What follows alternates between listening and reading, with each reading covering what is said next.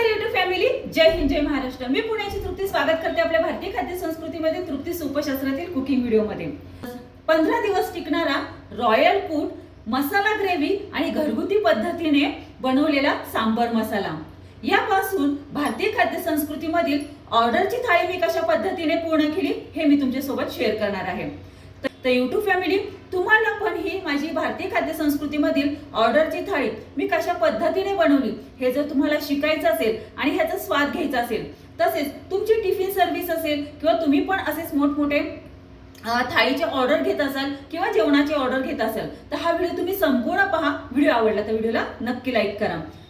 मी भारतातील पुणे जिल्ह्यातील तृप्ती स्वागत करते आपले YouTube चॅनल भारतीय खाद्य संस्कृतीमधील तृप्ती उपशास्त्रातील नवीन कुकिंग व्हिडिओमध्ये। हे आहे चवळीची शेंग। अशा पद्धतीची ही चवळीची शेंग असते। गवारीसारखी हिची आपण भाजी करू शकतो, सुकी अशी। तर आता आपण हिची भाजी करणार आहोत। ह्या ओल्या चवळीच्या शेंगा गवारीसारख्या निवडून घेऊन 2 ते 3 पाण्याने स्वच्छ अशा धुवून घेतल्या। आता वेळ आलेली आहे रॉयल कूट बनवण्यासाठी। तर त्यासाठी गॅस सुरू करून घेतला। गॅसची फ्लेम ही लो टू मीडियम करून कढई तापत ठेवली।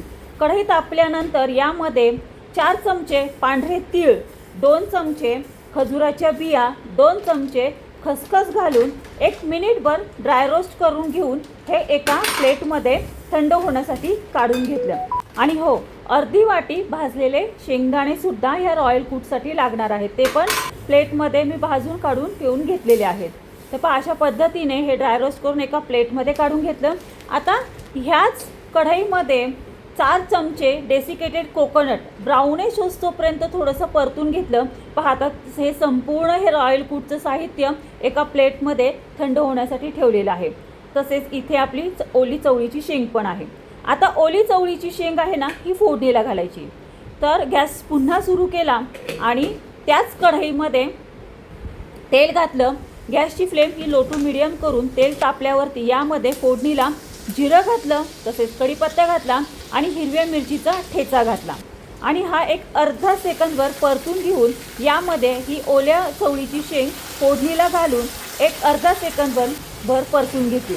नंतर यामध्ये 1/4 चमचा असंही हळद घातली आणि पुन्हा ही ओल्या चवळीची शेंग या तेलामध्ये परतून घेतली।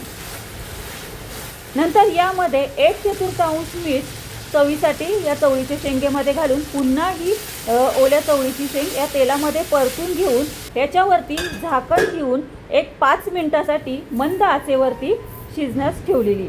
नंतर हा जो थंड झालेला कूट आहे रॉयल कूट, हा मिक्सरमधून अशा पद्धतीने बारीक करून घेतला आणि हा रॉयल कूट एका प्लेटमध्ये काढून घेतला। थोडा थंड होण्यासाठी एका प्लेटमध्ये काढून घेतला। आता हा स्टोर कसा करायचा ते मी पुढे तुम्हाला व्हिडिओमध्ये सांगते। एकीकडे 5 मिनिटं ह्या ओल्या चवळीच्या शेंगेला वाफ आलेली आहे, ह्याच्यावरचं झाकण काढलेलं। आता यामध्ये हाच रॉयल कूट 2 चमचा घालून चांगली ही ओली चवळीची शेंग परतून घ्यायची आणि पुन्हा ह्याच्यावरती झाकण ठेवून 5 मिनिटं हिला शिजून द्यायची। आता हा रॉयल कूट कसा स्टोर करायचा ते सांगते। हा रॉयल कूट एखाद्या काचेच्या बरणीमध्ये किंवा काचेच्या कंटेनरमध्ये 10 ते 15 दिवस स्टोर करून ठेवता येतो फ्रीजच्या बाहेर। 15 दिवस आरामशीर फ्रीजच्या बाहेर हा रॉयल कूट टिकतो। तर पहा, एकीकडे 5 मिनिटं आता झालेली आहेत। ही चवळीची शेंग छान अशी शिजलेली आहे। जास्त एकदम कोरडी पण नाही आणि जास्त एकदम पातळ पण नाही झाली, लपथपीत अशी ही तयार झालेली आहे। तर थाळीतला दुसरा पदार्थ भात आणि ट्रेडिशनल सांबर। तर पहा, तांदूळ हा स्वच्छ निवडून घेतलेला आहे।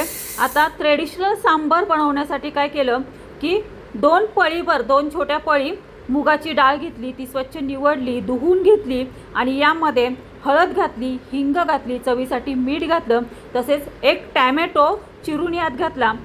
हा जो ट्रेडिशनल सांबर आहे ना, तो ऑलरेडी मुगाच्या डाळीचा बनतो। आत्ता सगळ्या डाळीचे सांबार बनवायला लागले, पण जो ट्रेडिशनल मूळ जो सांबार बनवला गेला कर्नाटकामध्ये, तो मुगाच्या डाळीचा हा सांबार बनवला गेला। हाच सांबार मी आज तुमच्यासोबत शेअर करत आहे। तर पहा, यामध्ये बोरू मिरची 1 घातली आणि बेडगी मिरची 1 घातली आणि छान असं एकजीव करून घेतलं ही डाळ। यामध्ये वरतून 1 चमचाभर तेल घातलं। आता कुकरमध्ये 1 ग्लास पाणी घातलं आणि या कुकरमध्ये प्रथम ही डाळ ठेवली, नंतर तांदूळाचा डबा ठेवला अशा पद्धतीने हे डाळ तांदूळाचा डबा ह्या कुकरमध्ये ठेवला, कुकरचं झाकण लावलं आणि गॅसवरती हा कुकर ठेवून कुकरच्या 3 शिट्ट्या होऊन दिल्या. नंतर गॅस बंद केला आणि कुकर थंड होऊन दिला. नंतर ह्या कुकरचं झाकण ओपन केलं तर मस्त असा हा आपला पांढरा भात झालेला आहे आणि सांबरची डाळसुद्धा खूप अप्रतिम अशी शिजलेली आहे. तर आता ह्या सांबरला फोडणी द्यायची आहे. तर ह्या सांबरला फोडणी देण्यासाठी पातेलं ठेवलं गॅसवरती. गॅसची फ्लेम ही लो टू मिडियम करून पातेलं तापण्यासाठी ठेवलं. तोपर्यंत दुसरीकडे ही जी डाळ आहे शिजलेली ती घोटून घेतली. पातेलं तापलेलं आहे. आता गॅसची फ्लेम एकदम मंद केली. यामध्ये 2 चमचे तेल घातलं. नंतर 1/4 चमचा मोहरी घातली फोडणीला. नंतर 4 ते 5 मेथी दाणे यामध्ये फोडणीला घातले. कढीपत्ता फोडणीला घातला. आता याच तेलामध्ये घरगुती असा हा आपला बनवलेला तृप्ती सुपशास्त्र किचनचा हा सांबर मसाला घातला. 2 छोटे चमचे तेलात थोडासा परतला आणि डाळीतलं जे थोडंसं पाणी आहे तेच यामध्ये घालून छान असा हा मसाला ह्या तेलामध्ये परतून घेतला आणि सांबरची ही कुकरला शिजवलेली डाळ यामध्ये फोडणीला घातली. नंतर यामध्ये गरम पाणी घातलं, एक अर्धा ग्लासभर. लाल मिरची पावडर 1 छोटा चमचा यामध्ये घालून पळीने हा सांबार एकजीव करून घेतला, हलवून घेतला. नंतर या सांबारवरती झाकण ठेवून एक 5 मिनटं रटरट अशी उकळी येऊन दिली या सांबारला. उकळी आल्याच्या नंतर हिरवीगार कोथिंबीर जी आहे ती पेरून घातली. गॅस बंद करून हा सांबार एका साईडला ठेवून दिला. थाळीतील तिसरा पदार्थ बनवण्यासाठी खास असा मसाला तयार केला.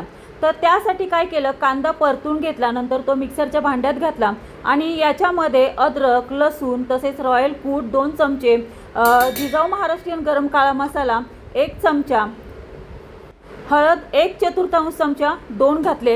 मिक्सरचं झाकण लावून मिक्सरला हा मसाला फिरवून घेतला. आता गॅस सुरू केला. गॅसवरती कुकर ठेवला. कुकरमध्ये 3 चमचे तेल घातलं. फोडणीला जिरं घातलं. यामध्ये मोहरी फोडणीला घालून यामध्ये कढीपत्ता घातला फोडणीला. नंतर तेलामध्ये वाटलेला मसाला घातला फोडणीला. थोडंसं पाणी वरतून घातलं आणि ही मसाला ग्रेव्ही 3 ते 4 मिनटं चांगली या तेलामध्ये परतून घेतली. नंतर यामध्ये 1/4 हळद घातली. पुन्हा हा मसाला एक अर्धा सेकंदवर परतून घेतला या तेलामध्ये. ही मसाला ग्रेव्ही परतून झाल्यानंतर यामध्ये फोडणीला मोड आलेले हरभरे आहेत ते घातले आणि पुन्हा एक अर्धा सेकंदवर हे मोड आलेले हरभरे या मसाला ग्रेव्हीमध्ये परतून घेतले. नंतर यामध्ये वाटपाचं जे पाणी आहे ते वाटपाचं पाणी यामध्ये घातलं. अर्धा चमचा वरतून किचन किंग मसाला घातला. तसेच लाल मिरची पावडर यामध्ये घातली. या भाजीमध्ये चमचेच्या साहाय्याने एकजीव करून घेतली आणि उकडलेला बटाटा थोडासा चिरून तर थोडासा कुस करून या भाजीमध्ये घातला. चवीसाठी 1/4 चमचा मीठ घातले यामध्ये. तसेच 1/4 चमचा शाही गरम काळा मसाला याच्यामध्ये घातला. हा शाही गरम काळा मसालासुद्धा आपल्या तृप्ती सुपशास्त्र किचनचाच आहे, घरगुती पद्धतीने बनवलेला आहे. आता हा मसाला आणि मीठ चमचेच्या साहाय्याने पूर्णपणे या भाजीमध्ये एकजीव होऊन दिलं आणि ही चणा बटाट्याची भाजी कुकरला 3 शिट्ट्यांमध्ये शिजवून घेतली. गॅस बंद केला. कुकर थंड झाल्याच्या नंतर हा कुकर ओपन केला झाकण याचं. तर पहा मस्त अशी ही आपली थाळीतील तिसरा पदार्थ आपला तयार झालेला आहे. जास्त पातळही नाही आणि जास्त घट्टही नाही, मीडियम पद्धतीने असा हा आपला चणा बटाट्याची भाजी तयार झालेली आहे. आणि ही चवळीची शेंगसुद्धा मस्त अशी झालेली आहे. जास्त एकदम पातळ पण नाही आणि जास्त एकदम कोरडी पण नाही, मीडियम अशी लपथपीत झालेली आहे. थाळीमध्ये आता मीठ, लिंबू, मेथकूट, तसेच तीळ आणि कढीपत्त्याची चटणी, घडीच्या चपात्या, ओल्या चवळीच्या शेंगेची भाजी, चणा बटाट्याची पातळ भाजी, ट्रेडिशनल सांबर, पांढरा भात आणि कॉम्प्लिमेंटरीमध्ये गोड असा तृप्ती सुपशास्त्र किचनचा शुद्ध साजूक तुपातील हा लाडू.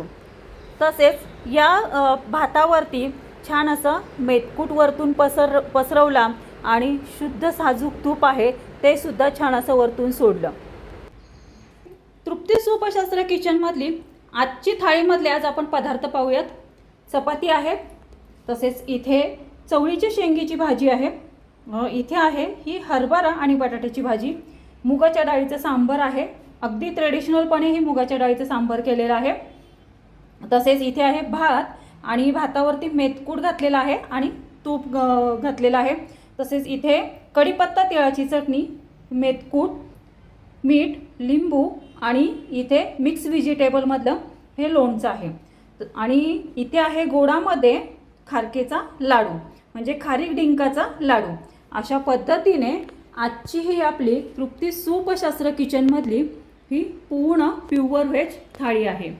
तर भेटूयात आपण अशाच नाविन्यपूर्ण योग्य प्रमाणबद्ध अशा या भारतीय खाद्यसंस्कृतीमधील तृप्ती सूपशास्त्रातील नवीन कुकिंग व्हिडिओमध्ये भारतीय खाद्यसंस्कृतीमधील नवीन पदार्थासोबत. तोपर्यंत सर्वांनी तब्येतीची काळजी घ्या, मस्त खा आणि स्वस्थ राहा. धन्यवाद.